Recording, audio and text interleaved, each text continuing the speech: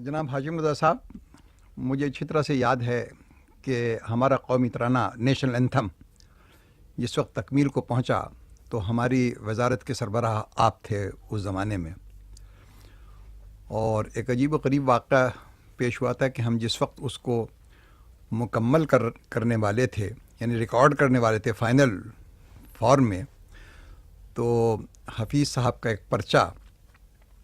آیا اور اس میں یہ تھا کہ یہ ترانہ کس کی اجازت سے ریکارڈ کیا جا رہا ہے۔ میں رشید صاحب کو کانٹیکٹ کیا، میں نے ٹیلی فون کے اوپر،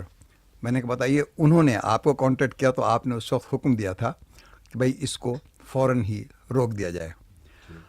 اور پھر اس کے بعد کچھ وقت لگا، اور وقت لگنے کے بعد پھر آپ نے کسی طرح سے اس معاملے کو طے کیا، اور طے کرنے کے بعد میرے خیال سے اس میں کئی ہفتے لگ گئے تھے، مجھے اب صحیح وقت ہے، بلکہ مہینے لگ گئے تھے، جس کے بعد پھر آپ نے آخر میں اجازت دی کہ بھئی اب کر لو، معاملہ طے ہو چکا۔ اب یہ آپ نے کس طرح سے اس معاملے کو طے کیا، اس کے بعد کی داستان تو ظاہر ہے کہ مجھے معلوم ہو ہی نہیں سکتی، وہ آپ ہی کو ہوگی، اگر آپ کو جس پہ روشنی ڈال دیں تو بڑی نوازش ہوگی۔ ظفر صاحب، آپ نے جس چیز کا ذکر کیا ہے وہ اس زمانے کا قصہ ہے جب آتش جواں تھا۔ یہ 21 برس پہلے کی بات ہے، یہ جس کا آپ نے ذکر کیا۔ ہمارا ترانہ سب سے پہلے انسٹرومنٹل میوزک کے اوپر منظور کیا گیا۔ مرحوم چاگلا نے ایک ٹیون بنایا، تو سب سے پہلے تو ترانے کا ٹیون منظور ہوا۔ اس میں بھی کئی کمپٹیٹرز تھے،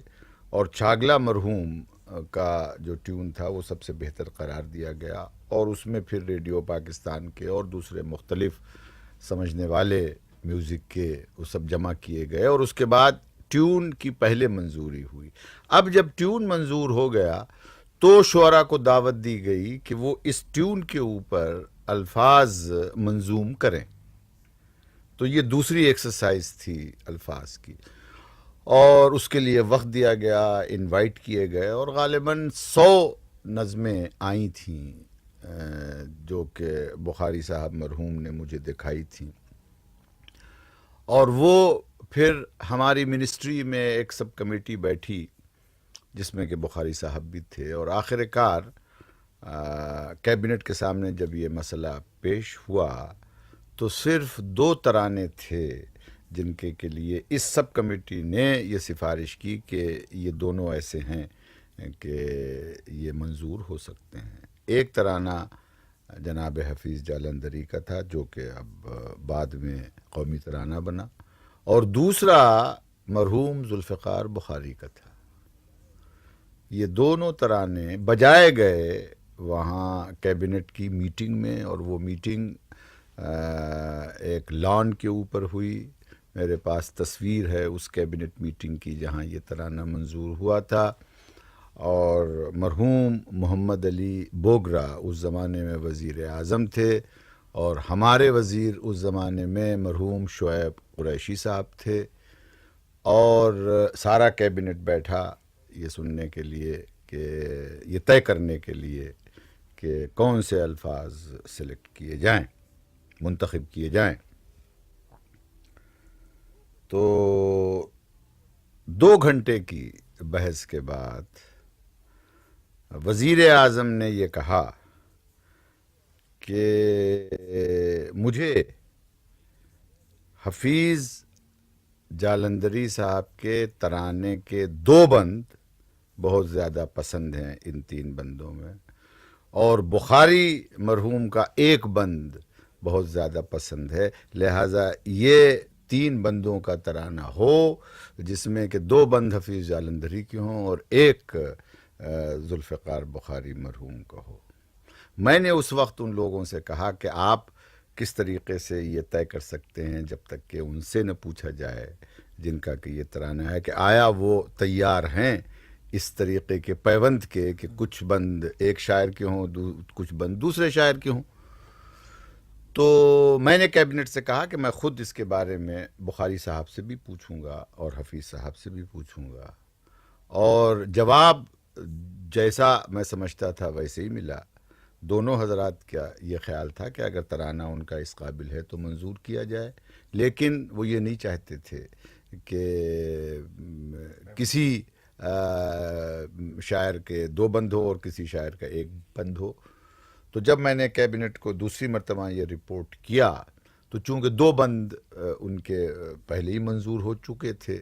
لہٰذا بخاری صاحب مرحوم کا 1 ہی بند ہوا تھا، لہٰذا طے ہوا کہ انہی کے 3 بند منظور کیے جائیں، اور اس طریقے سے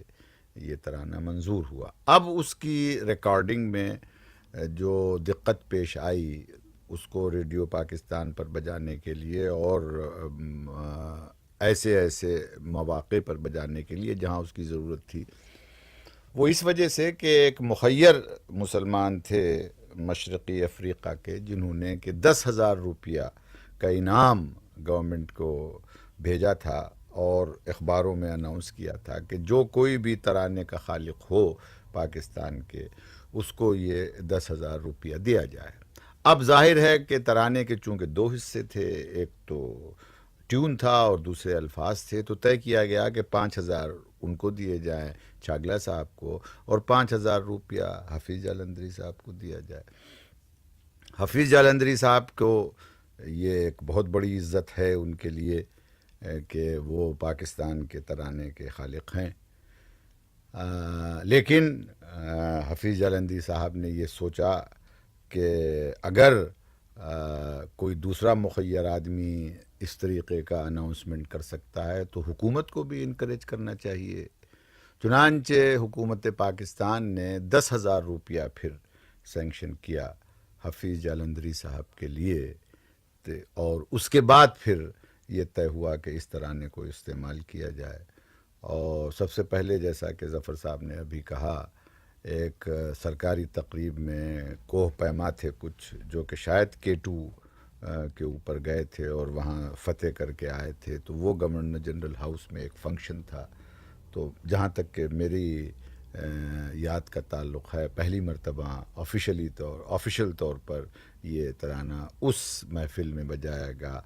جہاں کہ ان کو پیماؤں کو گورنر جنرل میں ریسیو کیا گیا تھا اور ایٹ ہوم دیا گیا تھا۔ یہ مختصر سی تاریخ ہے۔ اس کے بعد جب حفیظ جالندھری صاحب کا ترانہ منظور ہو گیا تو ظاہر ہے کہ شعراء میں تو بڑی چشمک ہوتی ہے، تو مجید لاہوری صاحب نے اپنے پرچے نمکدان میں ایک نظم لکھی جس میں کہ اس ترانے کے بارے میں کچھ ایسی چیزیں لکھیں جو کہ حفیظ جالندھری مرحوم کو پسند نہیں آئیں، اور حفیظ جالندھری صاحب نے اس شکایت کو ایک نظم کے ذریعے سے ریڈیو پاکستان کے ایک مشاعرے میں کچھ اشعار کہے تھے اپنے ترانے کے اوپر، جو اعتراضات ہوئے تھے اس کے اوپر، اور مجھے یاد ہیں وہ شعر۔ انہوں نے فرمایا تھا کہ عرض ہنر بھی وجہ شکایات ہو گئی، چھوٹا سا منہ تھا میرا بڑی بات ہو گئی۔ اور چونکہ حفیظ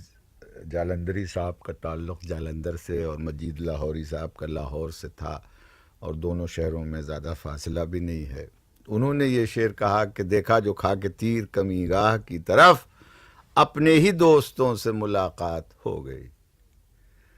یاروں کی برہمی پر ہنسی آ گئی، حفیظ یہ مجھ سے ایک اور بری بات ہو گئی۔